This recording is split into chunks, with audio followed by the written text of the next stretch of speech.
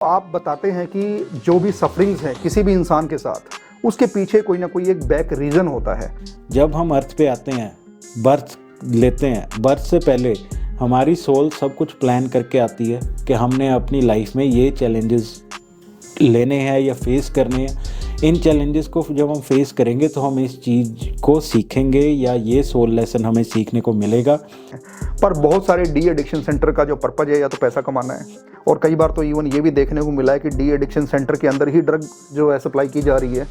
वहाँ भेजा तो था डी एडिक्शन सेंटर में कि वो आदत छूटे नशे की, और पता चलता है कि वहाँ उसके और सर्कल बन गया और दोस्त बन गए और उस तरह से जो ये मतलब नशे की आदत थी वो छूटने की बजाय और बढ़ गई। ऐसी घटनाएं भी देखने को मिलती हैं। मुझे ऐसा लगता है कि 99.9% जो पॉपुलेशन है ह्यूमन बींग्स की, ये सारी की सारी जजमेंटल है, और इंसान इतनी जल्दी जजमेंट देता है ना, मैं बताऊँ आपको, विदाउट एनी थिंकिंग एनीथिंग।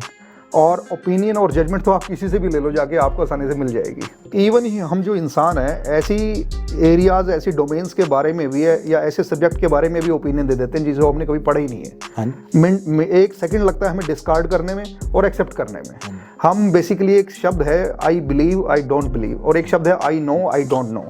तो ये जो आई बिलीव है उसका कोई बेस नहीं होता, और आई नो और आई डोंट नो का बेस होता है बेसिकली। पॉजिटिव हमें इतना अट्रैक्ट नहीं करता आज के समय में, अगर मैं बात करूँ, जितना नेगेटिव अट्रैक्ट करता है। मोहल्ले में लड़ाई हो जाए, सारा मोहल्ला देखने को आ जाएगा, लेकिन अगर मोहल्ले में कोई पॉजिटिव काम करवा रहे हैं तो शायद सभी लोग इकट्ठे नहीं होंगे। हमें लगता है कि जो हम सोचते हैं उसका किसी पे कोई इम्पैक्ट नहीं होता, वो हमारे सोचने से कुछ नहीं होता। जो हमारे इमोशंस हैं, जो भी हम सोच रहे हैं, उसका इफ़ेक्ट सारे डायमेंशंस में जाता है। फिजिकल में तो जो होता है एक रिपल इफेक्ट होता है, जो सोल लेवल तक रिपल इफेक्ट जाता है, सारे डायमेंशंस में उसका इफेक्ट जाता है।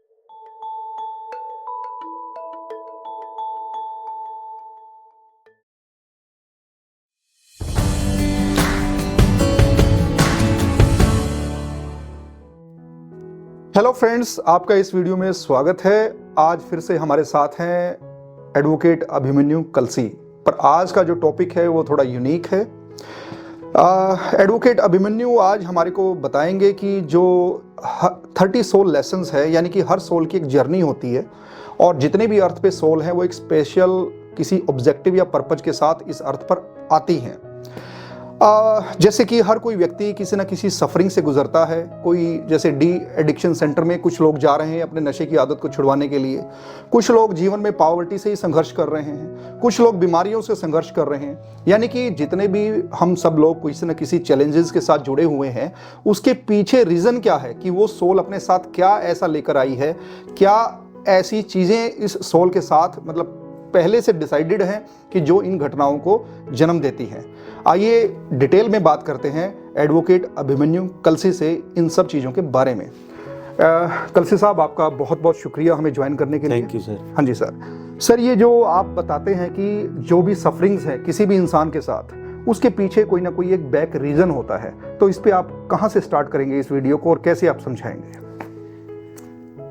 देखिए, अर्थ पे, यहाँ धरती पे जो भी सोल आती है, ह्यूमंस, हमारा बर्थ होता है, हम अपने साथ हम इसलिए आते हैं ताकि हम कुछ सीख सकें, और अपने साथ जो हमारे ग्रुप है, हमारी फैमिली होगी, फ्रेंड्स होंगे, वो भी हमारे थ्रू कुछ सीख सकें।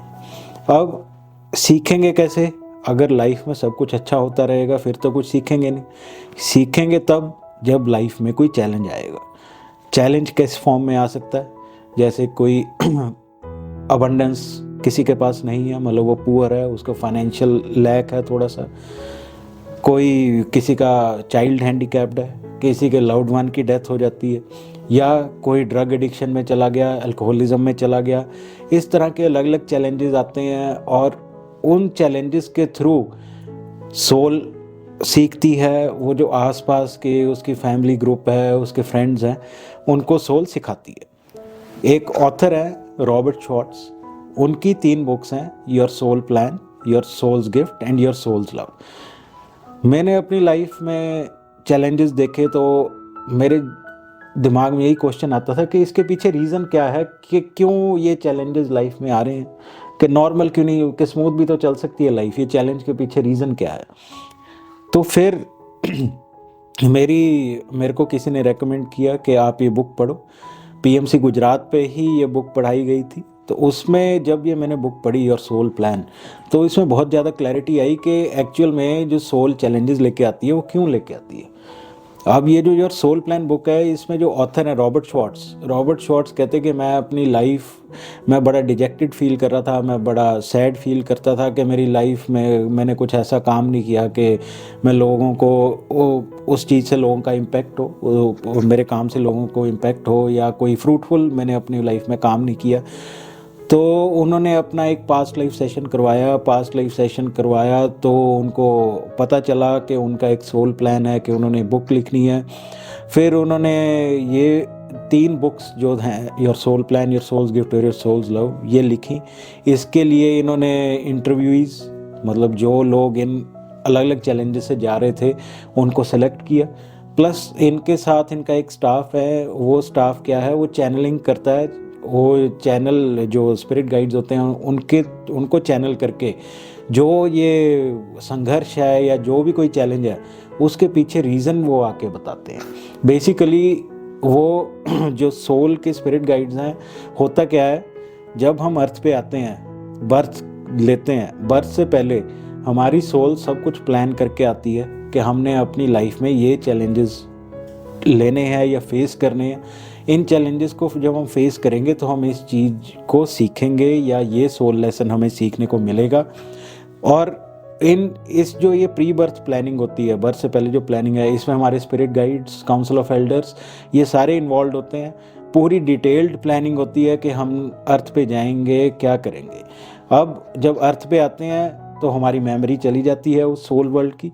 अर्थ पे हमें कुछ नहीं याद रहता, लेकिन हमारे स्पिरिट गाइड्स हमेशा हमारे साथ रहते हैं। दूसरे डायमेंशन में हमें दिखते नहीं और हमें हमेशा गाइड करते हैं। और अगर हम मेडिटेशन करते हैं और या पास्ट लाइफ रिग्रेशन करवा लें तो उससे हमें क्लैरिटी आ जाती है कि ये जो संघर्ष है, चैलेंज है, क्यों हो रहा है। अगर हम मेडिटेशन करेंगे तो हम अपने स्पिरिट गाइड्स की बात बड़े आराम से सुन सकते हैं। अब चैलेंजेस तो बहुत हैं, आज हम किस चैलेंज पे बात करना चाह रहे हैं? आज हम बात करेंगे ड्रग एडिक्शन पे, कि कोई सोल एक ड्रग एडिक्शन का चैलेंज क्यों लेके आती है। यानी कि जितने भी लोग नशा कर रहे हैं या एडिक्ट हैं नशे के, उसके पीछे मतलब क्या रीज़न है, वो आज आप हमें बताएंगे इसमें। हाँ जी। देखिए, मैं एडवोकेट हूँ बाय प्रोफेशन। अब नशों के केस, एनडीपीएस के केस भी करने होते हैं। अब एनडीपीएस के केस तो करने हैं, चलो वो तो एक है कि चलो एनडीपीएस के केस किए, लेकिन उसके पीछे रीज़न क्या है। मेरे दिमाग में क्वेश्चन आता था कि कोई नशा कर रहा है, कि उसके पीछे रीज़न क्या है, क्या रीज़न हो सकता है, क्यों वो नशे के लिए के नशे की तरफ वो चले गए, क्यों नशे की तरफ झुकाव हो गया। तो इस बुक में योर सोल प्लान में इसके बारे में भी लिखा हुआ है कि ड्रग एडिक्शन, जब सोल अर्थ पे आती है तो एक ड्रग एडिक्शन का प्लान क्यों अपना बना के आती है, ड्रग एडिक्शन के पीछे क्या रीज़न है। इस बुक में इनने एग्जांपल दिया है, एक लेडी है शैनन का बेटा, वो 18-19 ईयर्स का है। मतलब ये कहानी जुड़ी है इस बुक में? इस बुक में बड़ा इजी कहानी के फॉर्म में बताया हुआ है। इंटरव्यू जो है, वो पहले इंटरव्यू की जो स्ट्रगल है कि क्या स्ट्रगल है, जैसे ड्रग एडिक्शन है तो ड्रग एडिक्शन उसकी लाइफ में क्या हुआ, कैसे वो ड्रग एडिक्शन की तरफ गया।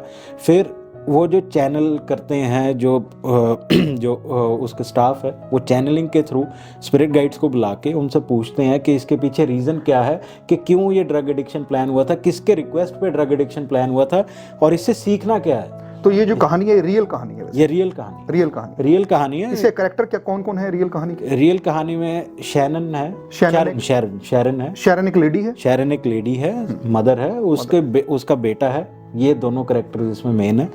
वो जो उसका बेटा है वो ड्रग एडिक्शन में चले जाता है, ड्रग एडिक्ट हो जाता है, और एक दिन वो देखती है कि उसका बेटा बाथटब में वो लेटा हुआ है और उसकी बॉडी ब्लू हो गई है और उसके साइड पे एक सिरिंज पड़ी है, उस पर ब्लड लगा हुआ है, और उसके हाथ पे उसने एक बेल्ट बांधी हुई है। बेसिकली उसका ड्रग ओवरडोज हो गया था। तो ड्रग ओवरडोज हो जाता है, ड्रग ओवरडोज होने की वजह से उसको हॉस्पिटल ले आया जाता है। हॉस्पिटल में 5 दिन के बाद उसकी आंख खुलती है, किसी तरह से वो बच जाता है। वो जैसे ही आंख खोलता है वो रोने लग जाता है। तो सबसे पहले उसकी मदर शैरन पूछती है अपने बेटे से कि ये सुसाइड अटैम्प्ट तो नहीं था, कि आपने सुसाइड तो नहीं अटैम्प्ट कर लिया था, कि ऐसे आप ऐसे ओवरडोज हो गया।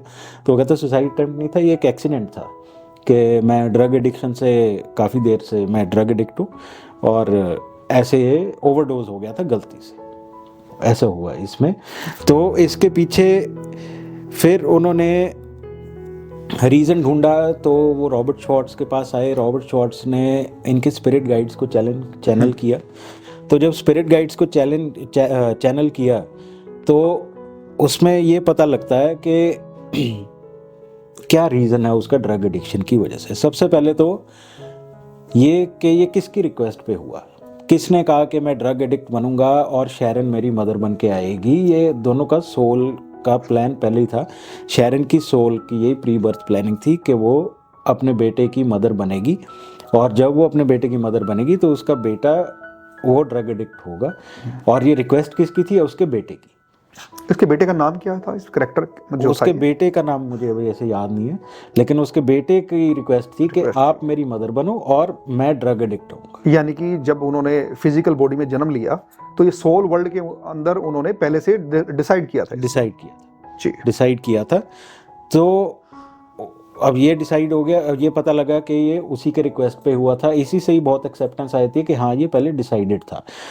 होता क्या है, कोई ऐसे नशा करता है तो हम एक जजमेंट बना लेते हैं कि ये तो नशे करता है, ये तो गलत काम करता है, क्या है, कैसे है, क्यों कर रहा है, ये पागल हो गया, इसकी फैमिली ने नहीं इसको सपोर्ट दी होगी, ऐसा हो गया। हम जजमेंट में चले जाते हैं। देखिए कॉमन मैन तो सभी जजमेंटल हो जाता है, जजमेंट में चले जाते हैं। जब इनके स्पिरिट गाइड्स आए, इनके स्पिरिट गाइड्स ने बताया इसके पीछे रीज़न क्या है। शैरन क्योंकि मदर है, शैरन को ये सीखना है कि ज़्यादा कंपैशनेट हो, अपने चाइल्ड के प्रति ज़्यादा कंपैशनेट हो। शैरन ये चाहती है कि मैं परफेक्ट मदर बन जाऊँ, लेकिन परफेक्ट मदर उसके लिए बनना ज़रूरी नहीं है। उसको कंपैशनेट होना ज़रूरी है अपने चाइल्ड के प्रति, और जजमेंट नहीं करनी किसी के प्रति। शैरन का क्या था कि वो दूसरों को फ्रीडम नहीं देती थी कि वो अपने हिसाब से अपना पाथ चूज़ कर लें।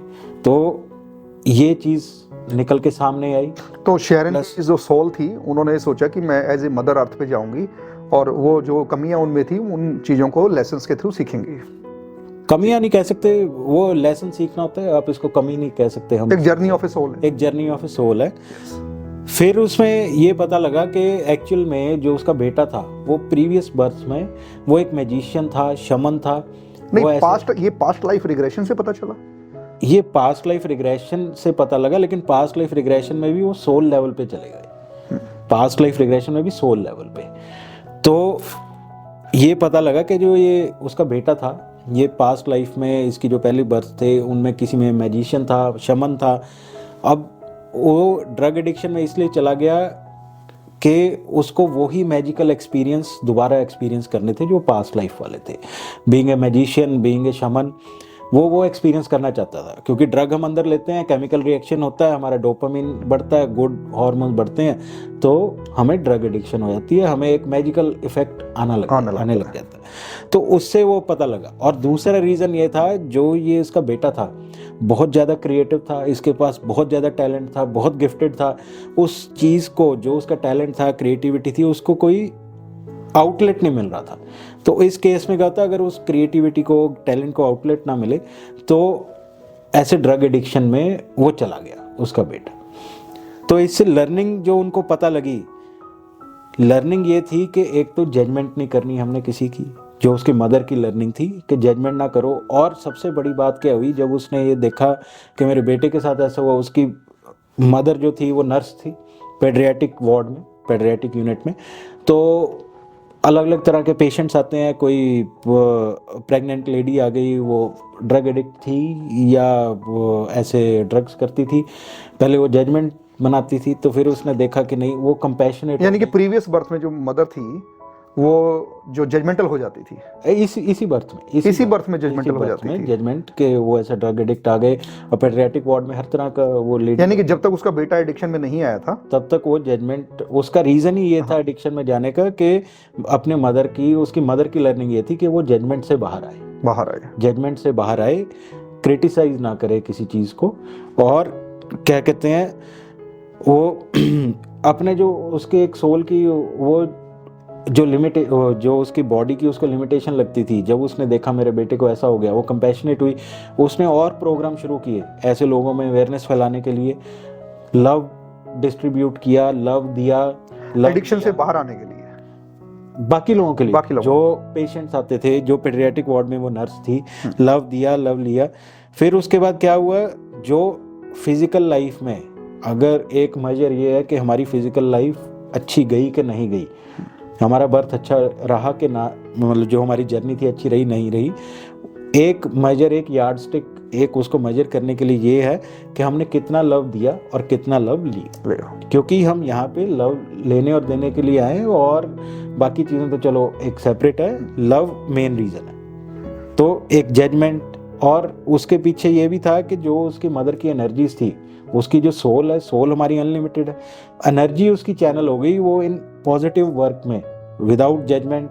जो ऐसे नशे, मतलब ये ड्रग एडिक्ट लेडीज़ आ गई, प्रेग्नेंट लेडीज़ उसके पेडियाट्रिक वार्ड में, वो उसके नर्सिंग यूनिट में, उनके लिए उसने प्रोग्राम शुरू किया, उनको लव दिया, उनको कोई जजमेंट नहीं दी, उनको कंपैशन ऑफर किया, उनको अपॉर्चुनिटी दी कि आप इससे बाहर आओ, उनको समझाया। तो ये सारी चीज़ें उसने की। तो ये एक रीज़न होता है कि क्यों ऐसे, एक देखो, एक उसका बेटा ड्रग एडिक्ट बन के आया अपनी मदर को ये सारी चीज़ें सिखाने के लिए, और हमें लगता है कि हम पावरलेस हैं, लेकिन पावरलेस नहीं है। जो उसकी मदर ने, एक जिसको हम कहते हैं कि नेगेटिव चीज़ हो गई, नेगेटिव चीज़ को पॉजिटिव में कैसे कन्वर्ट किया, और उसका बेटा भी फिर रीहैब में गया। रीहैब में जाने के बाद वो क्लीन रहा, उसने दोबारा रिलैप्स नहीं किया, दोबारा ड्रग एडिक्ट नहीं बना। तो उसकी मदर के लव की वजह से, मदर ने इतना कंपैशन उसको ऑफर किया, मदर ने उसको अच्छे से प्यार किया। और उसके बाद क्या होता है कि हमें लगता है कि जो हम सोचते हैं उसका किसी पे कोई इम्पैक्ट नहीं होता, वो हमारे सोचने से कुछ नहीं होता। तो जो स्पिरिट गाइड हैं, स्पिरिट गाइड्स ने आके समझाया कि जो हमारे इमोशंस हैं, जो भी हम सोच रहे हैं, उसका इफेक्ट सारे डायमेंशंस में जाता है। फिजिकल में तो जो होता है एक रिपल इफेक्ट होता है, जो सोल लेवल तक रिपल इफेक्ट जाता है, सारे डायमेंशन में उसका इफेक्ट जाता है। ऐसा नहीं है कि हम कुछ सोच रहे हैं और उसका इफेक्ट किसी पे नहीं होता, चाहे नेगेटिव है, चाहे पॉजिटिव है, चाहे वो न्यूट्रल है, उसका इफेक्ट सब पे होता है। आपने ना ये जजमेंटल वाली बात बहुत अच्छी की। मुझे ऐसा लगता है कि 99.9% जो पॉपुलेशन है ह्यूमन बींग्स की, ये सारी की सारी जजमेंटल है। और इंसान इतनी जल्दी जजमेंट देता है ना, मैं बताऊं आपको, विदाउट एनी थिंकिंग एनीथिंग। और ओपिनियन और जजमेंट तो आप किसी से भी ले लो जाके, आपको आसानी से मिल जाएगी। जजमेंट एक्चुअली होता क्या है, जजमेंट सेल्फ जजमेंट होती है। सेल्फ मैं आपको जज करना शुरू कर दूं कि आप में ये कमी है, yes. वो कमी मेरे में है, तभी मैं आपको जज कर रहा हूं। वो मेरे को महसूस नहीं होता कि मेरे में ये कमी है, yes. लेकिन वो एक तरह से आपकी जो कमी मैं गिना रहा हूँ वो मेरी ही कमी है, yes. वो आपकी कमी हो या ना हो वो मुझे नहीं पता, लेकिन वो मेरी कमी है। अगर मैं किसी को जज, इवन ही हम जो इंसान है, ऐसी एरियाज, ऐसी डोमेन्स के बारे में भी है, या ऐसे सब्जेक्ट के बारे में भी ओपिनियन दे देते हैं जिसको हमने कभी पढ़ा ही नहीं है। एक सेकंड लगता है हमें डिस्कार्ड करने में और एक्सेप्ट करने में। हम बेसिकली, एक शब्द है I believe, I don't believe, और एक शब्द है I know, I don't know. तो ये जो आई बिलीव है उसका कोई बेस नहीं होता, और आई नो और आई डोंट नो का बेस होता है बेसिकली। तो ये चीज़ें हैं, खैर ह्यूमन बींग्स के अंदर ये लिमिटेशंस रहती हैं। लेकिन जैसे आप एक स्पिरिचुअल गाइड की बात कर रहे हैं, या हम किसी एस्ट्रोलॉजर की बात करें, वो होरोस्कोप से देख के रीज़न बताता है कि why this incident happened in your life. तो वो जजमेंटल अक्सर मैंने नहीं देखा, नहीं होते। लेकिन जो एक लेमैन है, एक रूटीन में जो लाइफ जी रहा है, एवरीबडी इज जजमेंटल। हर किसी के बारे में हम कोई ना कोई जजमेंट रखते हैं, एंड एवरीवन इज बायस्ड। चाहे वो कोई कास्ट पॉइंट ऑफ व्यू से बायस्ड है, कोई रिलीजन पॉइंट ऑफ व्यू से बायस्ड है, चाहे वो poverty and richness point of view से बायस्ड है, everyone is biased from one angle और द अदर एंगल। ये चीजें हैं। तो इसमें जो मेन लर्निंग समझ में आती है जी, जो भी लोग ड्रग एडिक्शन से जा रहे हैं, हम उनके प्रति एक जजमेंट कर लेते हैं कि ये तो गलत काम करता है, ये है, लेकिन वो आपकी सोल को ये सिखा रहे हैं, वो आपको एक चांस दे रहे हैं to be more compassionate, loving towards them. Judgement नहीं उनकी तरफ, मतलब basically that is an opportunity for those people कि वो ड्रग डी एडिक्शन सेंटर खोलें, या लोगों को ड्रग एडिक्शन से बाहर निकालें, और कहीं ना कहीं उनको लव एंड अफेक्शन दें। मतलब उनका एक कहीं ना कहीं एक कार्मिक ड्यूटी, बेसिकली अगर वो ये करेंगे तो वो एक लेसन, कार्मिक ड्यूटी तो नहीं, एक मतलब वो उसको एज ए स्टेपिंग स्टोन ही करेंगे, तो वो एक उनकी लाइफ में एक एडिशन है। एक एडिशन हो जाएगी। आप जो लव आप ऑफर कर, ये एक तरह का आप सर्विस दे रहे हो ह्यूमैनिटी को। देखिए कलसी जी, डी एडिक्शन सेंटर तो बहुत खुले हुए हैं वैसे, अगर हम आज के दौर पे बात करें, और जो राज्य सरकारों के सोशल वेलफेयर डिपार्टमेंट है उसके अंडर ये चलते हैं। पर बहुत सारे डी एडिक्शन सेंटर का जो पर्पज है या तो पैसा कमाना है, और कई बार तो इवन ये भी देखने को मिला है कि डी एडिक्शन सेंटर के अंदर ही ड्रग जो है सप्लाई की जा रही है। वहाँ भेजा तो था डी एडिक्शन सेंटर में कि वो आदत छूटे नशे की, और पता चलता है कि वहाँ उसके और सर्कल बन गया और दोस्त बन गए और उस तरह से जो ये मतलब नशे की आदत थी वो छूटने की बजाय और बढ़ गई। ऐसी घटनाएं भी देखने को मिलती हैं। और बेसिकली डी एडिक्शन सेंटर खोलने के पीछे पर्पस क्या है? क्या वो एक सोशल काज के लिए डी एडिक्शन सेंटर खोल रहा है या पैसा कमाने के लिए डी एडिक्शन सेंटर खोल रहा है? ये भी बहुत मायने रखता है, ये चीज़ है।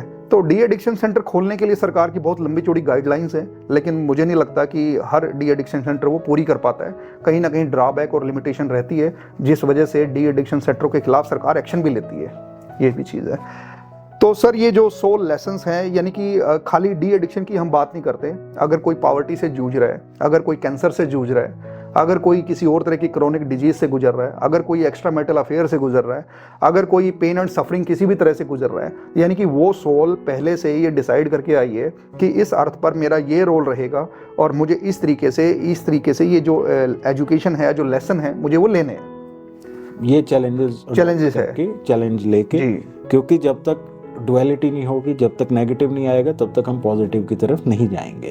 लेकिन वो सबका अलग अलग है, किसी के नेगेटिव आता है वो और नेगेटिव हो जाता है, कोई नेगेटिव को पॉजिटिव में कन्वर्ट करता है। वैसे नेगेटिव पॉजिटिव तो कुछ नहीं है, तो वो एक नहीं, वैसे मैं आपको बताता हूँ, नेगेटिव भी पॉजिटिव को बैलेंस करता है। जैसे मैं एक ना छोटा सा आपको एग्जांपल दूं, अगर क्राइम नहीं होगा तो पुलिस की क्या जरूरत है, अगर क्रिमिनल्स नहीं होंगे फिर एडवोकेट की भी क्या जरूरत है, और सब कुछ अगर अच्छा ही होगा, कोई एनिमिटी होगी नहीं, तो फिर बॉर्डर्स की भी क्या जरूरत है, सेनाओं की भी क्या जरूरत है, फिर तो कोई नेशन चल ही नहीं सकता। समाज में नेगेटिव उतना ही रोल अदा करता है जितना पॉजिटिव रोल अदा करता है। ये कहीं ना कहीं नेगेटिव पॉजिटिव एक ही सिक्के के दो पहलू हैं और एक दूसरे को बैलेंस करते हैं। नहीं, वो बैलेंस तो करते हैं, लेकिन एक पर्सपेक्टिव है, ये हमारे पर्सपेक्टिव है, हम देख रहे हैं कि ये नेगेटिव ऐसा, ये पॉजिटिव है, तो आप उसको न्यूट्रल भी देख सकते हो कि एक हैपनिंग हो गई, ठीक है कि हम इसको ठीक कर लेते हैं। पर मैं एक चीज बताऊं आपको, हम इससे आगे चलते, पॉजिटिव हमें इतना अट्रैक्ट नहीं करता आज के समय में, अगर मैं बात करूं, जितना नेगेटिव अट्रैक्ट करता है।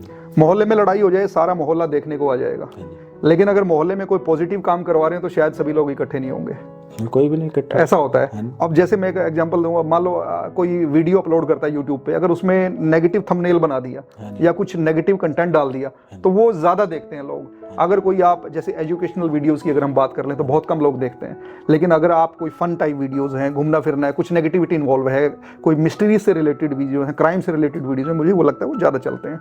तो नेगेटिविटी कहीं ना कहीं ज़्यादा अट्रैक्ट करती है पॉजिटिविटी से, ये चीज़ वो फियर बेस्ड है ना, फियर बेस्ड है जो अभी जिस सिस्टम से हम जा रहे हैं, सब कुछ फियर बेस्ड। तो ये जो सोल लेसन्स की आप बात कर रहे थे कि जितने भी लोग एडिक्शन में इन्वॉल्व हैं, कहीं ना कहीं उनका जो सोल वर्ल्ड से कनेक्शन है वो पहले से निर्धारित करके आए हैं, डिसाइड करके आए हैं कि जब वो अर्थ पे फिजिकल बॉडी के तौर पे जन्म लेंगे तो वो एडिक्शन से गुजरेंगे, और एडिक्शन से गुजरना उनकी सोल को कुछ ना कुछ सीखने को मिलेगा। सोल को, उनके पेरेंट्स को, उनके ब्रदर सिस्टर को, उनके जो ग्रुप है फ्रेंड्स को। इनडायरेक्टली आप ये भी कहना चाह रहे हैं कि हम फैमिली में जितने भी मेंबर्स हैं, चाहे हम फ्रेंड्स के रूप में हैं, चाहे माँ बाप के रूप में हैं, चाहे भाई बहन के रूप में हैं, हम सब कहीं ना कहीं पहले से सोल वर्ल्ड से कनेक्टेड हैं, और हम एक दूसरे से कहीं ना कहीं कोई ना कोई रोल परफॉर्म करने के लिए यहाँ पे आए हैं। यानी कि एक घर में, ज्वाइंट फैमिली में या फैमिली में जितने भी लोग रह रहे हैं, उनका कहीं ना कहीं प्रारब्ध से, पास्ट से कनेक्शन है, ऐसा ही है।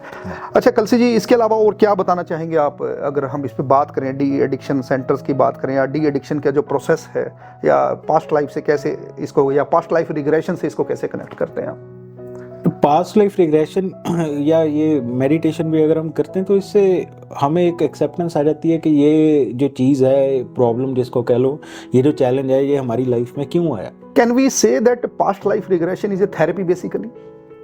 क्योंकि किसी घटना के होने का अगर कारण मिल जाए तो मन को एक संतुष्टि होती है।